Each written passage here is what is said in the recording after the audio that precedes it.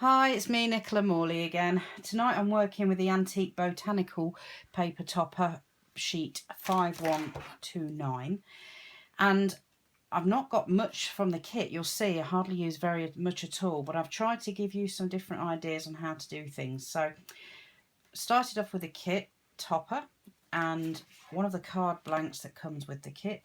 Creased it with my bone folder to create your A5 card, and then I've cut a piece of the vellum from the matching vellum for the Antique Botanicals, and I've creased it so I can tuck it in here. And I'll do that first because I want to cover up my workings. Again, I've used the red tape, double-sided tape, because the red double-sided tape is so strong and it's really useful when you've got vellum, because vellum can be a bit slippy if you get a bit of warmth in your craft room and you've used normal tape with vellum, it can sometimes lift. So double-sided red tape.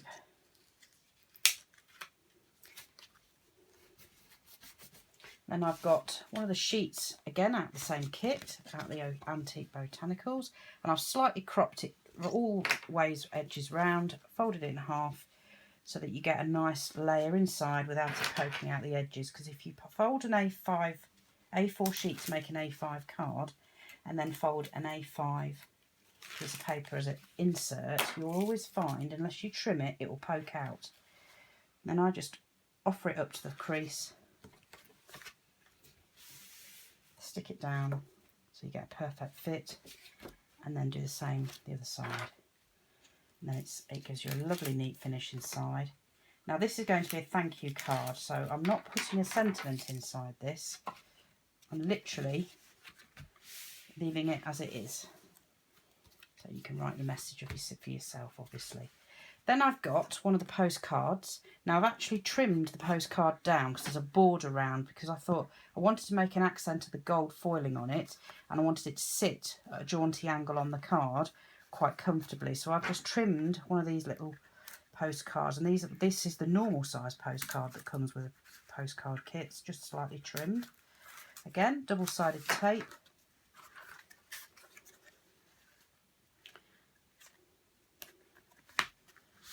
Sticks down quite nicely. And then I've got one of the little borders which I've took out of here. Again, double-sided tape. And what I do, I'm sure you all do the same, but you get the little holding pegs that hold these in, so you get the little bitty bits.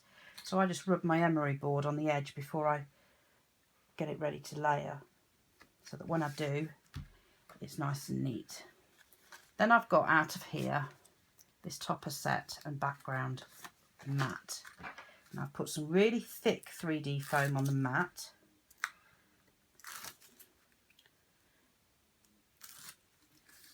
So give it a good lift.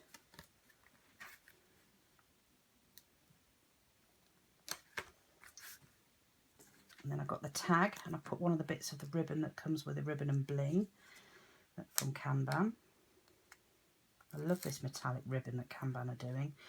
You don't see something like that very often, and to see it in red, and they do it in the blue, and they do it in the silver, gives it just another little edge. I'm going to stick that on at the edge there. Again, going back to the Antique this is all Antique Botanicals, and this is out of the paper pad, just one of the sentiments trimmed down. So a bit of double-sided tape, stick that on the tag.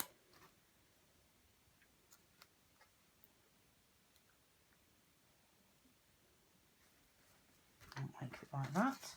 Then I've put some little sticky 3D pads, little bud ones, and I always pop my craft knife in it and then just pop it up, and they all stick to it, so it saves making a mess all over your craft room floor.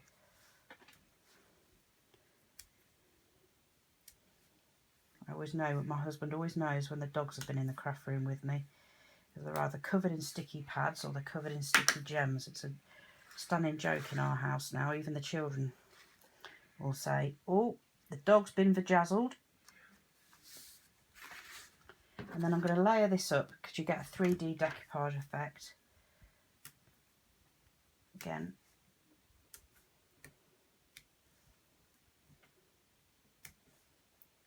sticky buds. Now you can leave some of the backing papers on because you're only giving it or the amount that you are for stability. You only really need to stick the first couple on, but I always like to stick them all on if I can. And then the last one. This is such a great card, this one. You could use it for all sorts of things.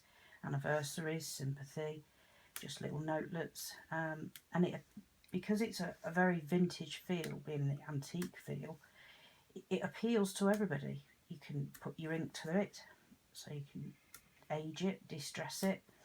You can even add your gilding wax.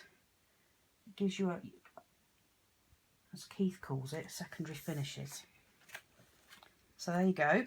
That's the 3D element laid up. Now, again, going back to the same kit, you get the butterfly kit that came with to match the antique botanicals. Now, the die-cut butterfly sheets, you've got different colours.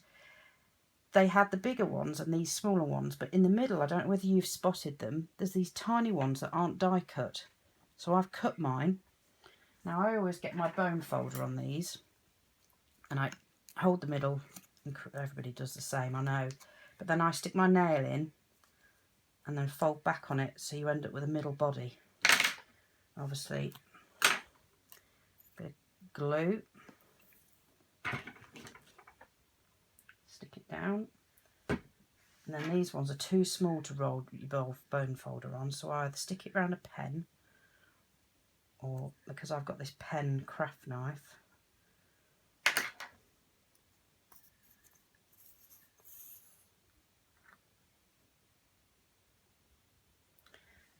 and the last one. Again, I always stick my thumb in the spine so you get that sticky up jaunty bit, which gives it a bit of movement when it's on the card and gives it a bit of real lifelike to it.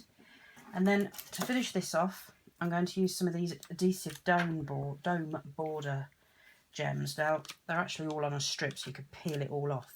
And they're great for when you're doing butterflies, because it means you can get a few together and just stick them on. Now, I always like to stick them through the body. Not only does it hold them on with the glue, it also gives them, again, an extra layer of texture. I think it just finishes them nicely. And the last one. 1, 2, 3, 4. I always try and put them in odd numbers as well. It gives them an extra flourish. And then, lastly, and by no means least, I think I'll put a couple of big ones on, just to finish in the corner. Quick and easy, and it's all there for you. There's no real cutting, apart from those little tiny butterflies. And there's so much you can do with this kit. I think you'll agree it makes a very good card very easily.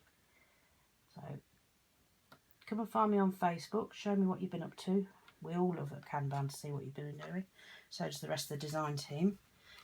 And there you go. Take care, see you soon.